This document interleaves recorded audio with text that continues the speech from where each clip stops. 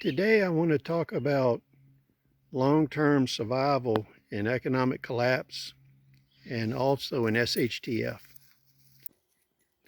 So today I want to talk about several subjects that are rarely mentioned in terms of long-term survival, both in economic collapse and during SHTF. And that is low input food storage. Now, today on all the large channels, growing food and canning food is all the rage. Now, what we need to think about is in long-term survival, you may not have canning supplies. You may run out of canning supplies, or it may not be feasible to can the volume of material you need to feed your group. So the answer to this is techniques that were used by the pioneers and explorers of the last 2 centuries. So if we go back in time to the 1970s, 80s, and 90s in survival literature, the construction and use of root cellars was emphasized. This greatly reduces the amount of canning you have to do. And in order to utilize this methodology, you can utilize fruit and root crops as your main storage items. A lot of root crops you can actually store all the way through the winter in a root cellar. A lot of fruit, such as apples, pears, and tomatoes, carrots, things like that, you can store for varying periods of time. So you may be able to store apples for 3 to 4 months. You may be able to store pears for 2 months in your area. You may be able to store carrots, radishes, potatoes, sweet potatoes all winter and into the summer of the following year. This gives you a cushion in your survival efforts.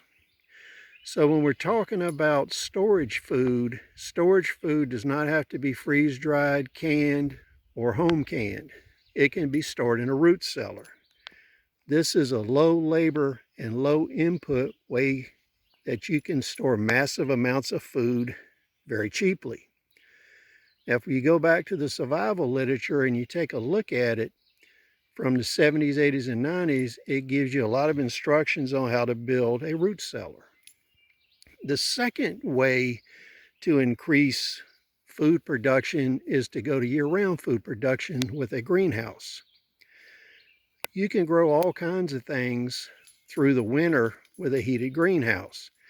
If you use a wood stove to heat it, this relieves you of having to have electricity. Now, the interesting thing here is you don't have to store greenhouse food. You can grow it year-round and it goes directly to your table and kitchen.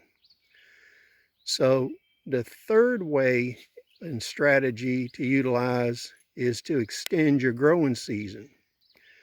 And the way to do that is to pick species of fruit and plants that you would normally grow.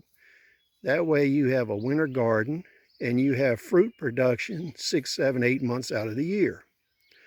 So for instance, there's an old crop known as a medlar, which is similar to an apple. But this fruit is not eaten when it ripens. It actually is eaten when it starts to decompose and rot. This food can be utilized in November and December with no issues. This was used during the Middle Ages and up until the 1800s. The other source of food you can take a look at is different forms of Chinese and Asian produce and fruit. A lot of these will actually bear fruit either early in the year or very late in the year, and this gives you an extended growing season.